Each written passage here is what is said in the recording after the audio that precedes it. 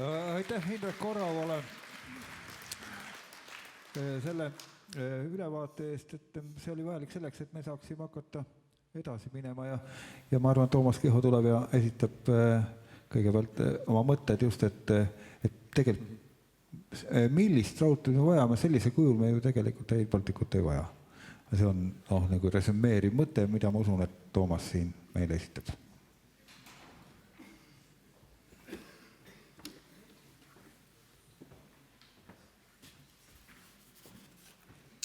Tere! Minu nimi, nagu öeldud, on Toomas Kiho ja erinevalt eelkõnelejast ei esinda ma tegelikult mitte kedagi. Et minu ettekande pealkiri kõlab küll väga revolutsiooniliselt. Ma paneksin ette siin täiesti luba küsimata ühe eelmise slaidi. Las ta jääb siia ette. Teile võib olla. Las see slaid mulle meeldis, see jääb ette. Et ma tegelikult ei esinda mitte kedagi, aga minu tänase kõne pealkiri on Jaan Riisi poolt sellise väga võitluslikult formuleeritud, et on viimane aeg peatada Rail Baltic sellisel kujul.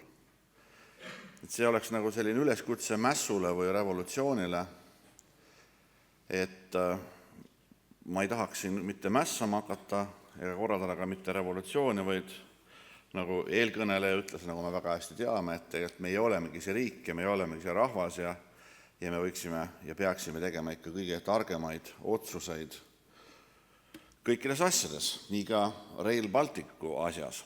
Ja mis seal salata, kui ma olen vaadanud neid Rail Balticu ehitamise kavasid, ja ma arvan, mitte mina, vaid ka nii mõnigi teine, siis teatud ärevus südamesse on sugenenud ja oleksin tahtnud küsida luuletaja sõnadega, Helmut Tarandi sõnadega, kiskudes need sõnad küll kontekstist välja, aga need sõnad on sellised, et mehed, mis te seal teete Eestimaaga? Magan, ei vasta ei ega jaaga. Ja see situatsioon, kus midagi toimub ja mul on hirm, et kui nüüd tõesti see Rail Baltic täpselt sellisel kujul valmis saab, et siis on Eestimaa muutunud hoopis teistsuguseks, kui me oleme harjunud sellega aastatuhandete kestel. Ja need asjad sünnivad meie enda silme all ja meie enda mandaadi ja meie enda soovi järgi lõppude lõpuks. Ja võib-olla on aeg ikkagi järele mõelda, et kas me täpselt sellist Rail Balticut vajame. Et eestlased on tuntud oma allaheitliku meele ja kannatlikkuse poolest, et me üldiselt ei käi tänavatel protestimas. Üldiselt suurem osa rahvast ei käi mööda manifestatsioone ega demonstratsioone, see on teistsugune kui Euroopas tavaks. Eurooplased on ju ka viimase majandussurutise aegadel imeks pannud, et kärpekavade vastu eestlased võtsid ükskõik mis asjad rahulikult vastu ja ongi mõistlik, nii me oleme harjunud ja nii me oleme kõikegi elanud ja toiminud, aga samal ajal me teame ka seda, et kuskil salajas koguneb mingi sapp, mis ükskord pahvatab nagunii. Et mul on selline tunne, et lõppude lõpuks on siin mitugi inimest, mitugi hulka inimesi, kes päris sellist Rail Balticut, päris sellist maastikku ja maad muutvat asja ei taha. Küll aga, nüüd seda slaidi vaadates, küll aga enamikku neist põhjendustest võib õigeks pidada, sest see ühendus Euroopaga on ju mõistlik.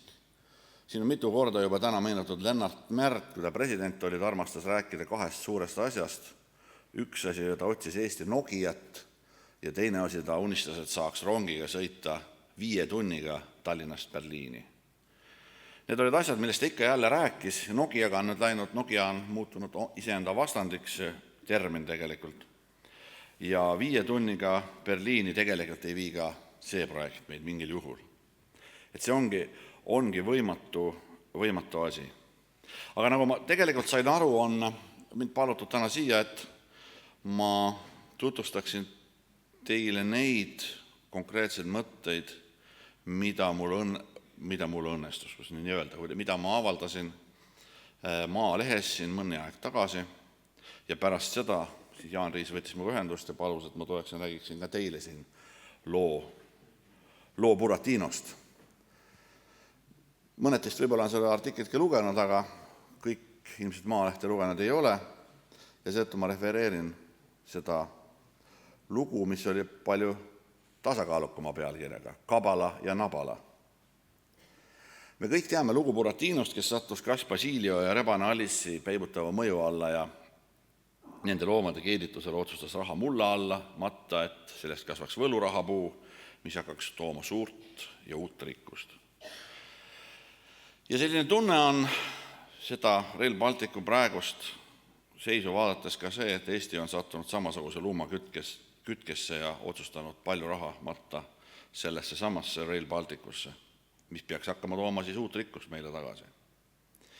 Ja et suurema osa rahast saame me Euroopa Liidust, siis tundub see ka selline maru kasulik asi, mis ise paneb õige vähe, nii 260 miljonit, aga kõik ülejäänud raha me saame tagastamatu abina Euroopa Liidust. Ja tuleb teha kiiresti, sest ma leidsin veel sellised huvitavad paralleeltsitaadid, üks meie majandus- ja taristuministrilt, kes ütleb, et Euroopa Komisjon ei ole juba praegu rahul ehitustööde hilise algusega ning lisaajakulu võib meid ilma jätta Euroopa Liidu edasisest rahastustest, tsitaadi lõpp, või siis Basilio ja Alice Buratino raamatust, teie, signore Buratino, ei viivitaks ühtki minutit, täna on viimane öö, kus külvata saab. See on paralleel on ilmne, et kui me nüüd kohe ei tegutse kiiresti, siis me jääme sellest rahast ilma, mis meil on lubatud. Ja nii ongi, et see kuni inimesed mõtlevad ja enda sees mõtteid koguvad, tegelikult otsustamine liigub edasi, aga nagu me nüüd kuulsime, et tegelikult on aasta otsa veel aega muneda, enne kui lõplik otsus tuleks teha. Ja see on tõepoolest tore, et on saanud uurida siin pikka aega, et arheoloogid on saanud tööd teha ja on põnevaid arheoloogilisi avastusi tehtud, et on üldse ette võetud põhjalik arheoloogiline uurimustöö sellel 200-kilomeetrisel trassil ja et saab võib-olla muudki oma põue peituvate kultuuri- ja loodusväärtuste kohta nende eeluuringute ajal teada. See kõik on väga tore. Aga ma kardan küll, et me peame nüüd tegelikult ütlema, et millisel moel Eestit muutvat raudteed meil Euroopaga ühendamiseks on vaja. Et vahepeal hakkas tunduma, et see kogu võitlus ongi Nabala ja selle konkreetse loodusväärtuse pärast seal, aga tegelikult on see võitlus ikkagi laiemalt Eesti looduskeskkonna kui terviku säilimise pärast. Ja see paralleel Kabalaga on ju meil meeles, et Kabala oli üks kuulsamaid lahinguid fosforiidisõja ajal. See oli üks kuulsamaid kohti, kus pidi hakatama kaevandama fosforiiti. Ja toona, 1987. aastal, kui algas fosforiidi kaevandamise vastane kampaania, siis oli ju ka tegelikult Nõukogude Liidul investeerimisplaanid üsna kindlad, veel kindlamad kui need praegu Euroopa Liidul on. Assigneeringud, investeeringud olid ette nähtud, olid juba selged ka tööjõuvajadused, ametkondlikul tasandil oli kõik kokku lepitud ja siis ühtäkki selline vaoshoitud protest hoidis selle ära. Ja seetõttu see Kabala ja Nabala riimuvad hästi ja see paralleel on natuke sarnane. Ma ei taha öelda, et see tulem, ütleme, Pandivere kõrgustiku veerežiimi hävimine või antud juhul siis see kunstlik raudteetrass oleksid samasuguse ökoloogilise kaaluga, aga nad on emotsionaalselt mingis mõttes võrreldava kaaluga vähemasti.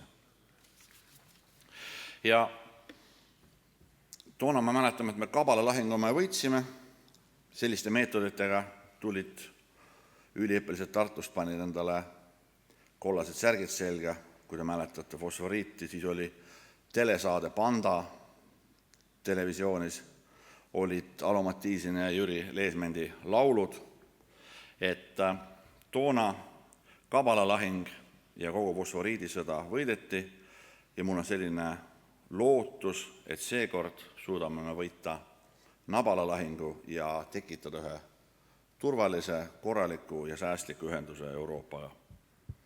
Milles on siis probleem? Ma selles Maalehe artiklis, mida ma siiski julgen soovitada lugeda, nimetasin 10 konkreetsust, et milline Eesti siis välja näeks, kui tõesti see maksimaalprojekt välja valitud trassil teoks saaks ja see kahe rööpapaariga Euroopa laiusega kiirraudtee olemas oleks.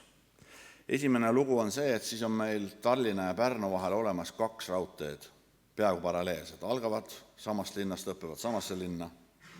Nad vahel lähevad küledest üle, aga mõlemat me peame siis ülal pidama. Ühe raudteega saab sõita igale poole, Sakku, Kohilasse, Raplasse, Tootsi, Torile, Lelle, kaudu Türile, küll Oonu Jürile. Aga Rail Balticul ei ole peatusi ette nähtud. Et nüüd on, ma saan aru, enam-vähem kokku lepitud selles, et lisaks Tallinnale ja Pärnule saab siiski teha ühe jaama küll ka Raplasse, aga seda siis ma ei ole väga kindel, selleks tuleb ise vahendid leida või saab seda Euroopast seda raha, seda ma isegi ei tea. Teiseks tähendab see kõik muidugi ka omaette rongiparki. See Euroopa laiusega tuleb teised vagunid, teised vedurid, teine veerem, teised remondidepood ja sellest oli ka see eespool juttu. Kolmandaks muidugi on rahaline kulukus ja siin minu enda algeliste arvutuste teel, mis lihtsalt seisab protsendi ülesande lahendamises, kui 1,3 miljardist 20% võtta, siis on 260 miljonit Eesti osa vähemasti. Aga siin on mul tehtud juba täpsustusi, mulle pärast kommentaarides saada, et ma olen arvutanud liiga lõdvalt, et Eesti osa nende kartjate silmis on palju suurem kui 260 miljonit. Neljandaks on siis see just nimelt see tõke, mis tekib nende aedade vahelise raudtee tõttu, et see lõhestab terve Eesti maa põhjarannalt kuni Läti piirini sellise barrikaadiga, et tekivad täiesti autonoomsed ida- ja lääneosa ja Eesti ruumimustrile tekib enneolematu mõju, mida ei ole korralikult maateaduslike meetoditega uuritud. Viiendaks on see, et loomade liikumisele ja just nimelt suuremate ulukite asurkondade hiired poevad võrguvad läbi, aga suuremate ulukite asurkondadele kummalgi pool valli tekib ennenägematu mõju ja liikumisteed katkevad ja kas populatsioonid säilivad eriti läänepoolses Eesti või mitte, see sõltub siis nendest ökoduktide tööle hakkamist või mitte tööle hakkamist, aga võib-olla ei säili. Kuuendaks on see lugu, et inimeste liikumisteed on samuti läbi lõigatud Viimseni. Et kui need ei ole suletud, siis on pidanud ehitama kas tunneli alt või silla üle. Ja see tähendab, et paratamatult suureneb inimeste liikumise teekond, kui ta tahab minna raudtee ühelt poolt teisele poole. 7. on see, et raudtee ehituseks ja nende ülesõitude ehituseks ja kõigeks selleks on vaja kohutavalt palju maavara, liiva ja kruusa ja killustikku. Ja siin nüüd võrdlus Valdur Mikita jutuga, et Kalevipoeg oli suur maastikuarhitekt, aga ma arvan, et Kalevipoegki poleks nii suurt mängede ümber vedamist ette näinud, et kui palju just see liiva ja kruusa meil varud ammenduvad või mitte, igatahes teistele töödele või teedele neid enam ei kipu jätkuvat. Ja 8. lisaks siis sellele, et lisaks raudteele endale, raudtee enda mulletele, kraavidele ja ehitusele kulub ka nende teede ümberehituseks tohutul hulgal maavaru. 9. ka see, millest on palju juttu olnud, et see enneolematu määral tekib maa kokkuostuvajadus riigile, et senised väikesed maadevahetuse tehingutega kuulsaks saanud maadevahetused või väljaostud on olnud ikkagi väga väikesed võrreldes selle 200 kilomeetri pikkuse trassil ette tulevate asjadega. Aga nagu me enne kuulsime, et mõistuse hääl ütleb, et ei ole mõtet enne ostma hakata, kui lõplikud otsused, kui lõplik Nabala lahing ei ole kaotatud. Ja 10.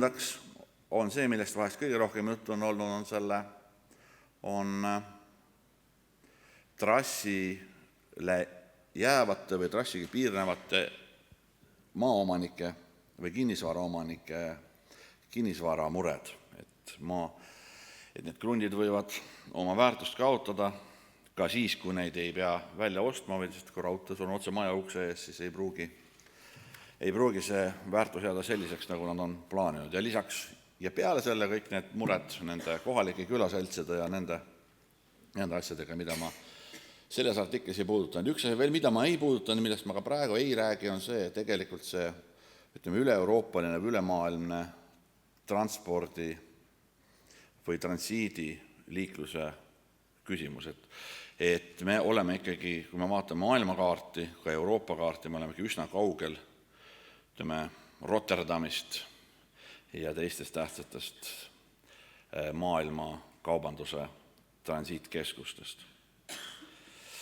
Ja eks see tasuvusuuringud ilmselt peavad näitama, et kui tihe rongiliiklus sellel tegelikult siis toimuma hakkab, et kas kohalike reisijaid me vedada ei saa, sest meil ei ole peatusi seal, Berliini keegi rongiga sõitma ei hakka ja kaubaveoks ka väga palju soovi vist ei ole, sest mulle pärast artikli ilmumist minuga võttis ühendust suuremaid transiidivedajaid Soomest ja Eestist, ütles, et tema sellel raudteel küll ei näe mingit vajadust oma kaupu vedama hakata.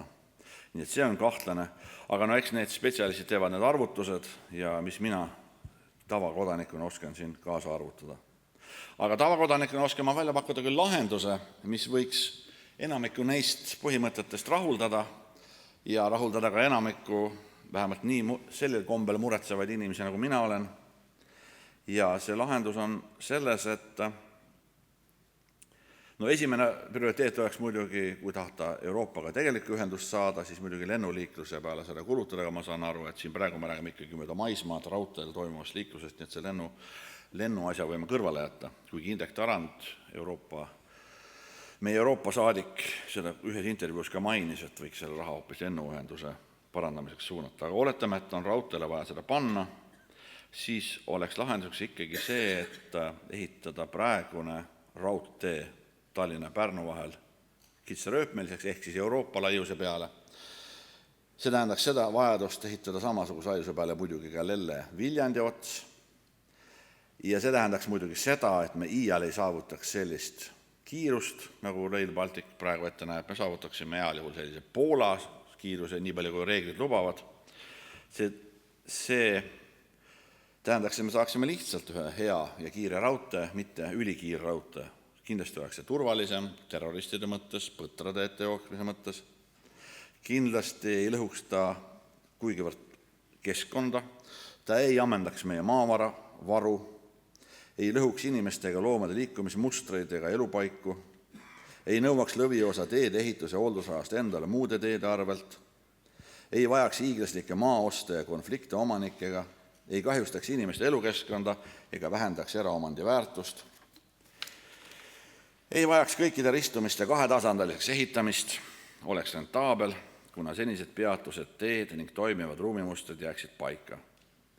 Ja lõpuks oleks meil ka loogiline Eesti raudteevõrk ida- ja kagu suunas, Tapa, Narva, Tartu suunas ja sealt edasi oleks Vene laiusega lairaudtee ja lõuna suunas Viljandisse ja Pärnusse oleks eurolaiusega kitsam tee. Et sellisel raudteel on ainult see vahe, et seal ei saa sõita nii kiiresti, nagu nendel piltidel need rongid sõitsid. Aga praegu sõidavad rongid iga päev Tartust Tallinnasse 120 km tunnis jaamade vahel ja ma arvan, et kui ma eelkõnest õigesti aru saan, siis ühetasandised ristmikud on lubatud kuni 150-160-ni. Nii et me lõpuks võidaksime Tallinnast Pärnusse sõites umbes veerand tundi, sest uue selle Rail Balticu kodulehe järgi peaks Tallinnast Pärnu sõit kestma 3/4 tundi reisirongiga, aga kui me sõidaksime 130 km tunnis, siis me saaksime selle vahema katta umbes tunniga. Nii et kas 15-minutiline võit kaalub üles selle, et me nii nii palju ohverdama. Mulle tundub, et mitte. See oli kõik, mis ma öelda tahtsin. Aitäh!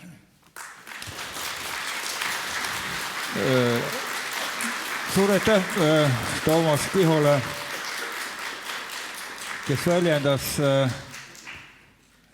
ka minu mõtte absoluutse täpsusega. Ma lisaks ainult nii palju juurde, et siis äkki jääks raha, et me saaksime ka hoida Tallinn-Tartu vahelise ja ka Tartu-Riia vahelise raudtee niimoodi korras.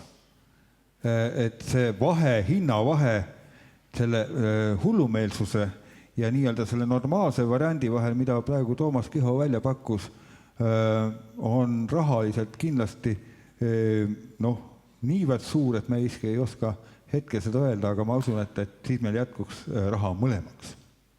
Aga nüüd, Indrek Orav, ma usun, et oled sa nõus selle sõnumiga minema uue majandusministri juurde valitsusse, sellepärast, et muidu me tuleme sinna sama mõttega kohe kirjalikult ja koos Riigikontrolliga. Aga ole hea, Indrek!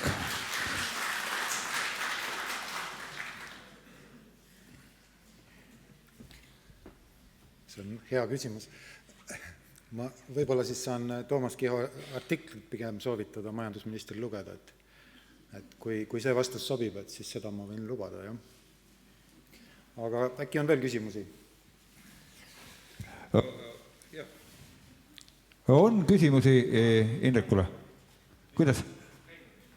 Seal on vist juba püsti. Siin on üks vanem härrasmees juba püsti.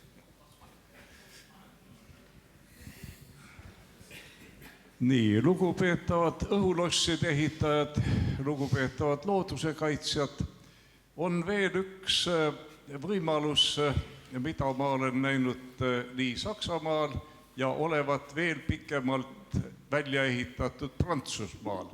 Nimelt tõsta see unistuste raudtee estakaadile.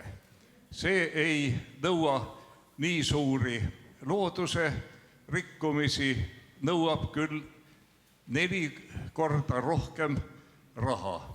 Nii et meil on valik, kas taluda Pärnu ja Tallinna ja edasi Ikla poole midagi taolist, nagu 165 kilomeetrit on Prantsusmaal ehitatud, või jagada Eesti ikkagi selle Hiina müüriga 2 väga raskesti ühilduvaks osaks.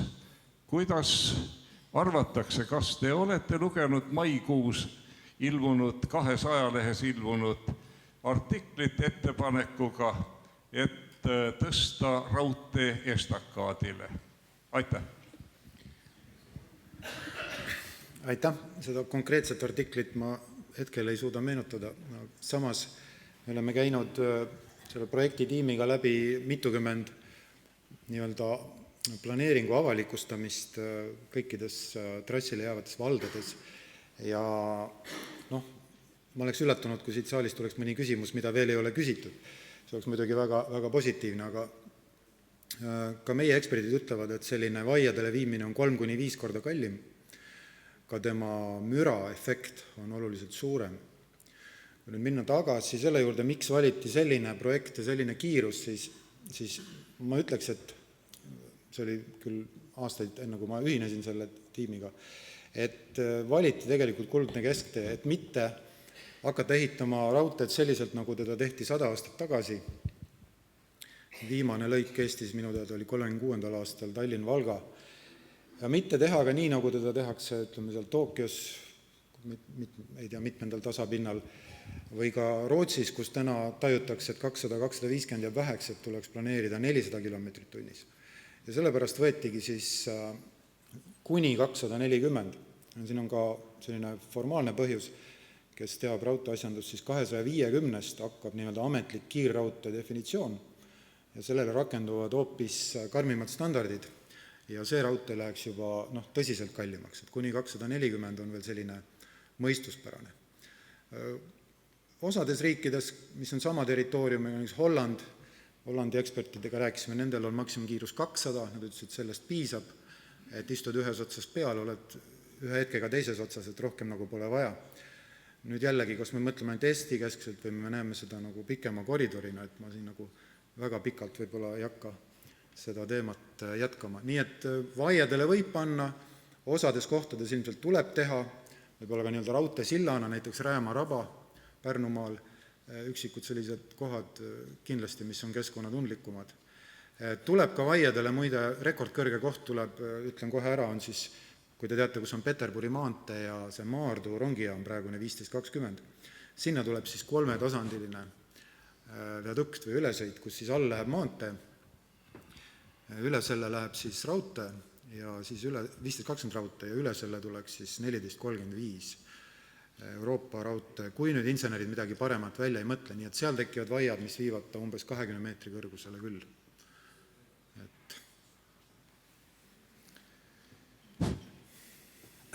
Rein Einasto, mõned küsimused, tähendab, ei saa aru ikka sellest jäärapäisusest, millega seistakse vastu nendele argumenteeritud väidetele, et teeme selle rahaga Eesti raudteed korda, meil ei ole vaja seda 240 kiirust selle 200 kilomeetri peale üldse, meil ei ole sellist tihe asustust, et me koormaksime selle rongi 10 korda päevas ja lõpuks on nii head argumendid kõik esitatud juba, aga nagu üldse neid argumente ei arvestatakse, et teeme raudteed korda. Teiseks küsimus, kas ikkagi veel ei ole küllalt selle Eesti Energia Ameerika 100 miljonite kulutamise ja Estonian Airi jälle sama suuruse raha kulutamisega nende riigiasutuste poolt rahva raha. Nüüd tuleb ikka jälle mingisugust erakordset suurt